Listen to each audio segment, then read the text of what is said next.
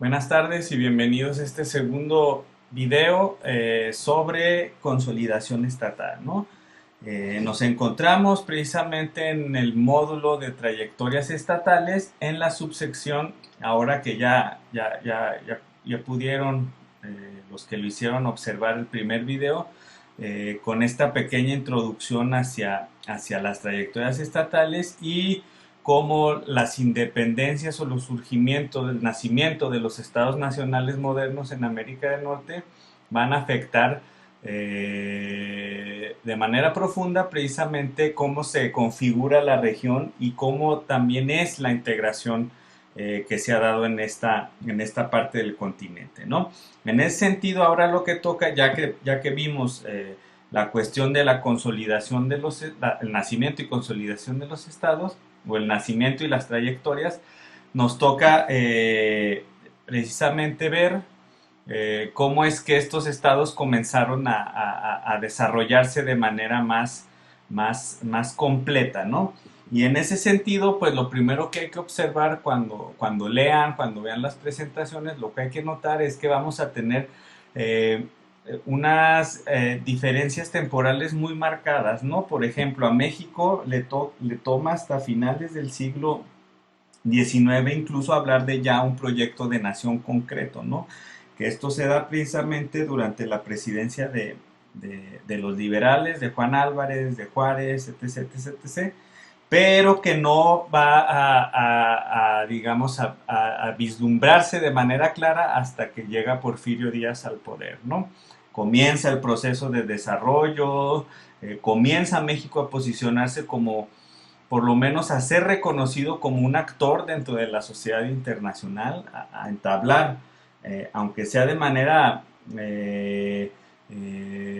poco ventajosa para nuestro país, entablar ya una situación de igualdad, por lo menos jurídica, con los demás actores importantes, ¿no? Sobre todo con las grandes potencias. Vamos a dejar ya de lado las invasiones, las intervenciones, y México va a encontrar bajo el lema, el gran lema que tiene el gobierno de Porfirio Díaz, orden y progreso, pues un rumbo fijo hacia la creación de un estado oligárquico, por así decirlo, ya moderno, ¿no? Bajo los estándares, estos estándares de civilización que nos imponen las potencias europeas, y entonces México se va a abrir a la inversión y va a empezar por lo menos a poner una estructura, un esqueleto, por ejemplo, de un mercado nacional unificado, de instituciones políticas ya un poquito más robustas de las que observamos durante el primer periodo, y instituciones económicas completamente ya desarrolladas, ¿no? En el caso de Estados Unidos, pues va a ser diferente, ¿no? Porque van a ver que Estados Unidos, una vez que ratifica su constitución, comienza ya el gran periodo expansionista en ese sentido, ¿no? Entonces, podemos argumentar que Estados Unidos, una vez que obtiene la independencia y una vez que se llegan a generar estos acuerdos políticos al seno de la élite, como es el compromiso de Connecticut, pues vamos a ver que Estados Unidos ya no, digamos, centra sus esfuerzos precisamente en el mantenimiento de sus instituciones, sino que da por hecho esto y comienza más bien un proceso de proyección continental, ¿no?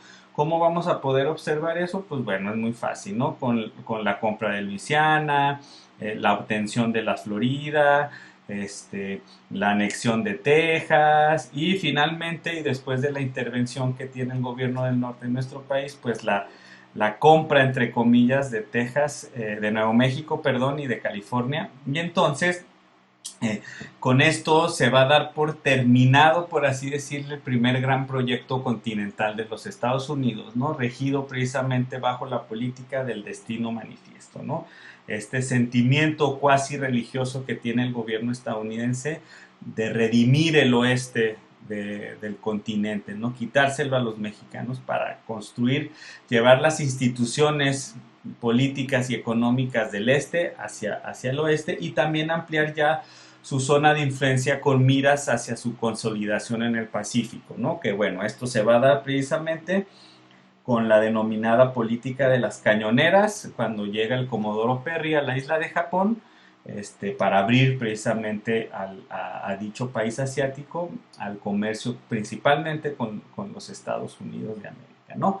En el caso de Canadá, pues va a ser un caso completamente diferente, ¿no? Porque Canadá precisamente y derivado primero ya de esta concepción de la pequeña Inglaterra, ¿no?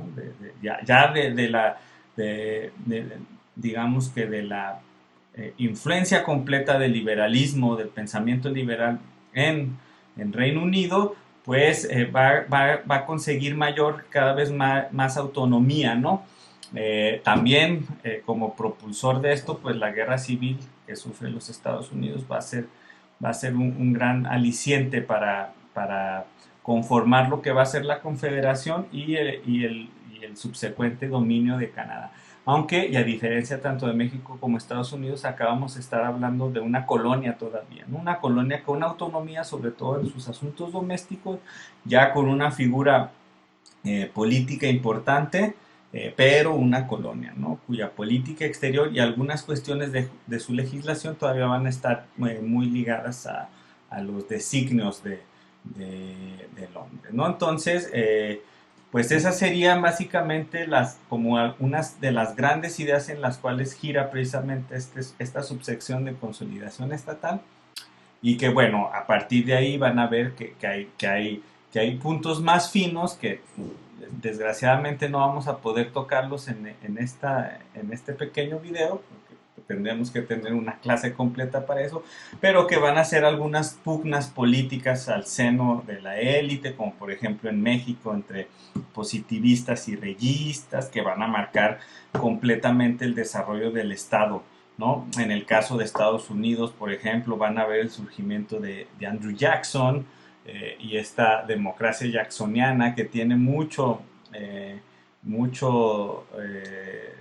emana de este populismo que ahora está tan en boga en los Estados Unidos y que es una visión completamente diferente a lo que se venía haciendo hasta ese momento en los Estados Unidos de América, ¿no? Y en el caso de Canadá, pues el gran proyecto, ¿no? Que es el proyecto de conectar una vez que la Columbia Británica se une precisamente a este pacto, es unir al este y al oeste a través de un tren, ¿no? El tren continental que se va a convertir en el gran proyecto del dominio de Canadá de finales del siglo XIX a principios del siglo XX, ¿no? Y en eso va a girar mucho la creación de la identidad de ese pueblo. ¿Ah? Pues por lo pronto sería todo. Les dejo un material de referencia visual que es para el caso de México, es una película muy muy interesante, se llama La Casta Divina, esa está completa la película, por si tienen ganas y tiempo de verla, la vean, y nos habla precisamente de un gran polo económico que surge durante el Porfiriato, ¿no? Que son las haciendas enequeneras de Yucatán. Vamos a ver, por ejemplo, que en el caso de las haciendas enequeneras, pues se va a dar una dinámica completamente distinta, ¿no? Un esclavismo en donde se usa mano de obra yaqui, precisamente que se extrae de esas luchas que se da entre el gobierno de Porfirio Díaz y los yaquis por cuestiones del agua y territorio, y también pues nutrido por coreanos y chinos, ¿no? Que son utilizados precisamente por estas haciendas para la producción del enequén, que en su momento, pues, conocido como el oro verde, fue el gran motor de la economía de la península, ¿no? Entonces, se las recomiendo, aunque la película no está completamente contextualizada en el Porfiriato, está más bien contextualizada ya en los últimos años, que es justo cuando se da este choque entre las tropas revolucionarias y la sociedad yucateca. Creo que es importante porque sobre todo la primera parte nos da una muy muy buena idea de cómo eran las relaciones sociopolíticas y socioeconómicas de la península. ¿Vale? Bueno, por mi parte es todo y nos vemos en otro video.